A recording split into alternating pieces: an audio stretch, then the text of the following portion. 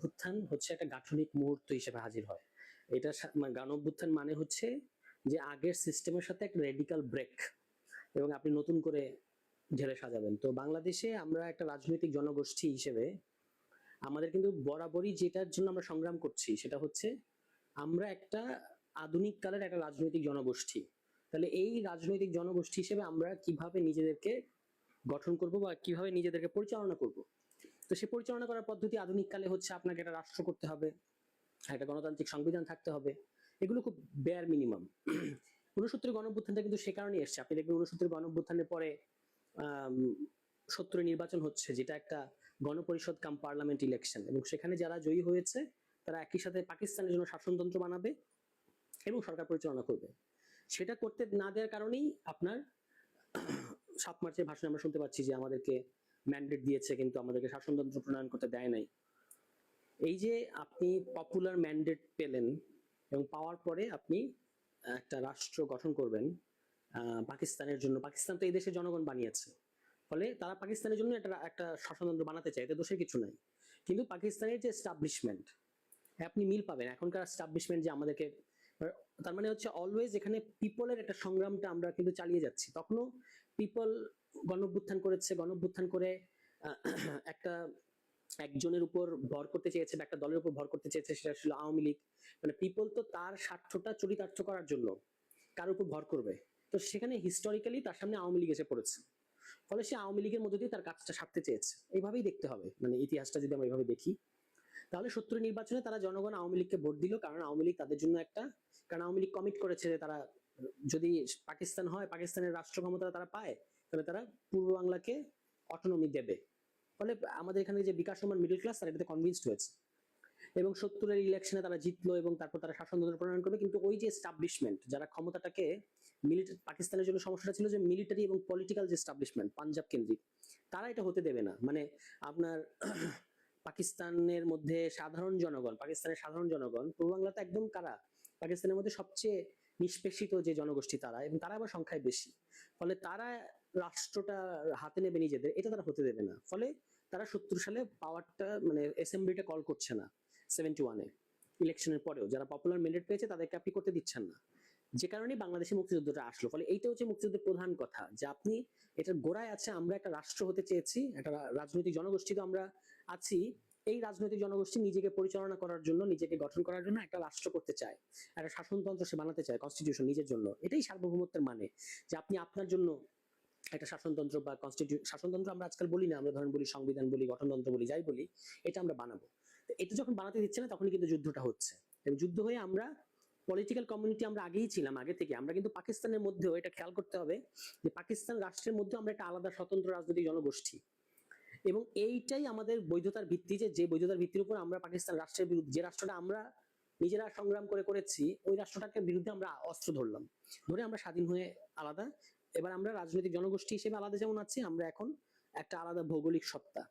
এখন আমাদের সামনে টাস্কটা হচ্ছে যেটা আমরা পাকিস্তানে করতে পারলাম না 70 নির্বাচনের পরে, যে আমরা একটা নিজেদের জন্য একটা নিজেদের রাষ্ট্রটা ঢেলে সাজাবো।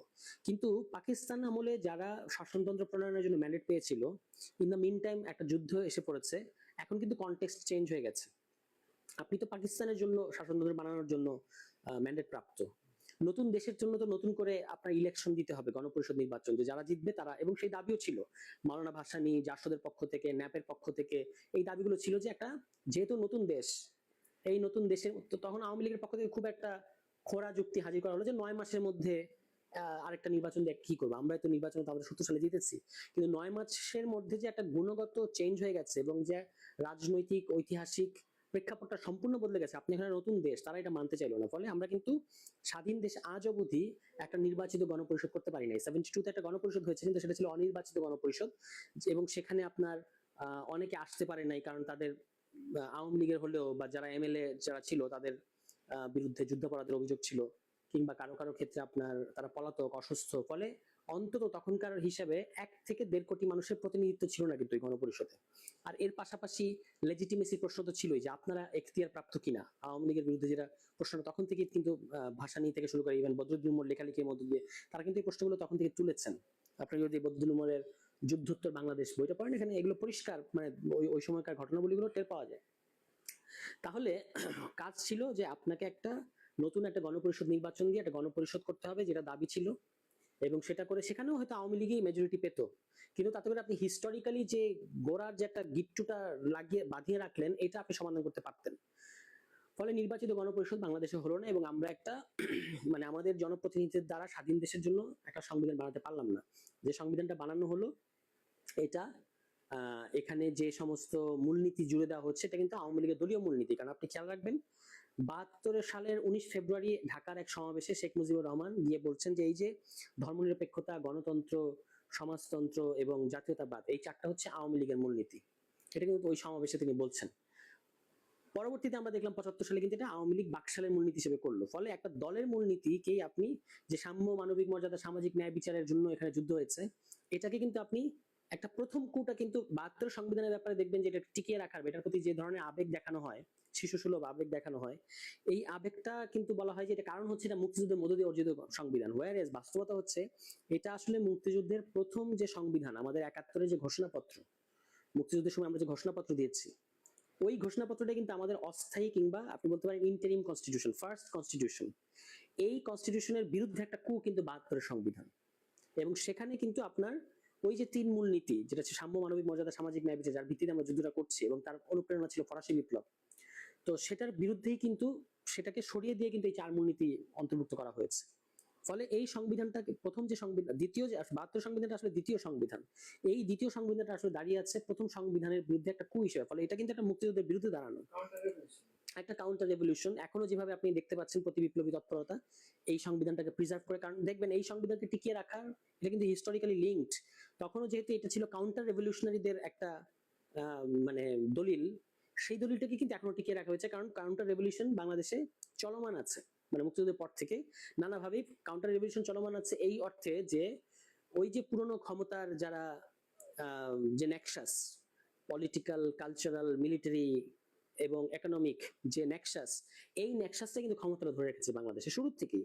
এবং আপনি 72 সালেই দেখতে পাচ্ছেন যে তারা জাতীয়করণের নামে আসলে দখল, দলীয় লোকদেরকে বিভিন্ন জিনিসপত্র দেয়া, বিভিন্ন মিল মিল কিংবা কাগজ, বিভিন্ন পত্রিকা, এগুলো দখল করাটাকে তার নাম দিয়েছিল জাতীয়করণ।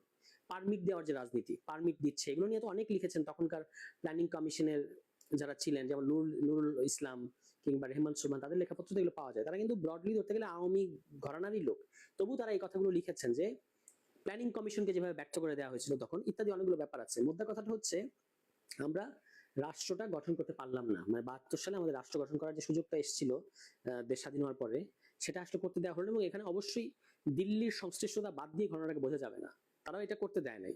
মানে যেটা আসলে আহমদ সাফা বলছিলেন, তার সবচেয়ে আন্ডার রেটেড কিন্তু সবচেয়ে গুরুত্বপূর্ণ যে রচনা বাংলাদেশের রাজনৈতিক জটিলতা, সেখানে তিনি এই আমি যেটা বলছি সেটা বলেন নাই, কিন্তু ওখান থেকে আপনি একটা জিনিস বুঝতে পারবেন। তিনি বলছিলেন যে বাংলাদেশটা কি, বাংলাদেশটা হচ্ছে শুধু যেটা, এখানে আবার বদরুদ্দীন উমর একটু সমালোচনা করতে হবে। বদরুদ্দীন উমররা মনে করেন এটা হলো টু নেশন থিওরির একটা ভ্রম সংশোধন, কিন্তু আসলে কিন্তু শুধু টু নেশন থিওরির ভ্রম সংশোধন না। বাংলাদেশ বাংলাদেশ হচ্ছে at the same time one nation থিওরির, এটারও ভ্রম সংশোধন। ওয়ান নেশন থিওরি মানে এই যে পুরো ভারতবর্ষ হিন্দুদের, হিন্দুত্ববাদী ভারতবর্ষ, এই যে হিন্দুত্ববাদী দাবি, টু নেশন থিওরিতে এসছে এটার প্রতিক্রিয়ায়। আবার এই দুটোই আসলে মুদ্রার এপিটার ওপিট, কারণ ওয়ান নেশন থিওরি বলছে আপনাকে যে পুরো ভারতবর্ষে একটা জাতি, আর টু নেশন থিওরি বলছে যে একটা জাতি দুইটা আছে, একটা হিন্দু জাতি, একটা মুসলিম জাতি। এই তো দুইটাও কিন্তু, টু নেশন থিওরিও কিন্তু একটা ওয়ান নেশন থিওরি, মানে ওয়ান নেশন থিওরি ওয়ান আর one nation theory two. Bangladesh এই দুটো থেকে কিন্তু ডিপার্চার। এবং বাংলাদেশটাকে আপনি কোনো নেশনের, যেটা আমরা ভুল করলাম, আমরা একটা নেশন স্টেট করতে গেলাম। বাংলাদেশটা কিন্তু একটা ডিকলোনিয়াল প্রজেক্ট, যে কলোনিয়াল যে ছক আপনার এখানে এই ওয়ান নেশন থিওরি এবং টু নেশন থিওরির মধ্য দিয়ে ব্রিটিশরা যেটা করে দিয়ে গেছে, যে অ্যারেঞ্জমেন্টটা, এই অ্যারেঞ্জমেন্ট ওয়ান নেশন থিওরি যে ভুল, এটার প্রমাণ হচ্ছে কারণ আপনার এখানে আসলে একটা নেশন হয় না, দুইটা নেশন হয়েছে 47-এ। টু নেশন থিওরি যে ভুল, এটা কারণ হচ্ছে যে আসলে দুইটা নেশনে সীমাবদ্ধ না, এখানে বাংলাদেশ হয়ে গেছে। তার মানে দুটো, ওয়ান নেশন এবং টু নেশন থিওরি দুটোই ভুল। এটাই হচ্ছে বাংলাদেশ, এবং এই বাংলাদেশ মানেই হচ্ছে আপনাকে নেশন স্টেট থেকে বেরিয়ে আসতে হবে, এটাই বাংলাদেশ বলছে আপনাকে। এই কারণে পলিটিক্যাল কমিউনিটি কথাটা আসছে।